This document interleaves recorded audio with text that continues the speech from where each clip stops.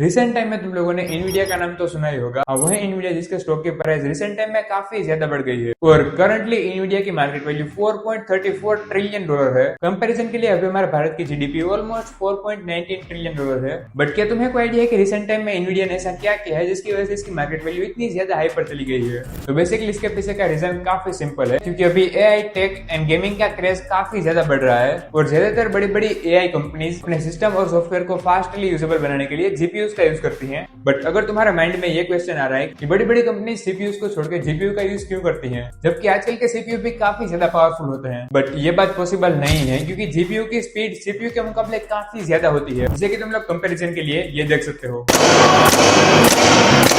Let me speed it up.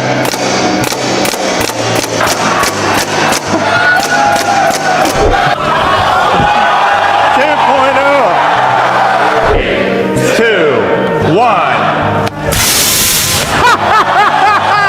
यही reason है कि बड़ी बड़ी एआई कंपनी सीपीयू को छोड़ के जीपीयू का यूज करती है और इसी वजह से आज सब लोगों के सीपीयू को छोड़कर सबसे पहले प्रेफरेंस जीपीयू ही होता है। और अगर कहीं पर भी अगर बात होती है जीपीयू की तो सबसे पहले एनवीडिया का ही नाम आता है। बट ऐसा नहीं है कि पूरे वर्ल्ड में अकेले एनवीडिया ही जीपीयूज बनाती है। एनवीडिया के अलावा भी काफी बड़ी बड़ी कंपनीज जीपीयूज को डेवलप करती है, जैसे कि एएमडी, इंटेल, क्वालकॉम और तुम्हारी सबकी फेवरेट एप्पल भी जीपीयूज डेवलप करती है। बट क्या तुम्हें पता है कि इन बड़ी बड़ी कंपनीज के जीपीयूज में और इंटेल के जीपीयू में क्या डिफरेंस है, जिसकी वजह से कस्टमर पहले एनवीडिया के जीपीयूज को ही प्रेफरेंस देते हैं? तो बेसिकली इसके पीछे का मेनली रीजन यही है कि एनवीडिया के GPU top tier performance provide करते हैं, इसलिए बड़ी बड़ी एआई कंपनीज और कस्टमर सबसे पहले एनवीडिया के जीपीयूज को ही प्रेफरेंस देते हैं और इसीलिए एनवीडिया के जीपीयूज की डिमांड काफी ज्यादा बढ़ गई है। और अगर ऐसी कोई चीजों की डिमांड काफी ज्यादा बढ़ जाती है तो ऑब्वियसली इन सबके स्टॉक प्राइस काफी ज्यादा बढ़ जाते हैं।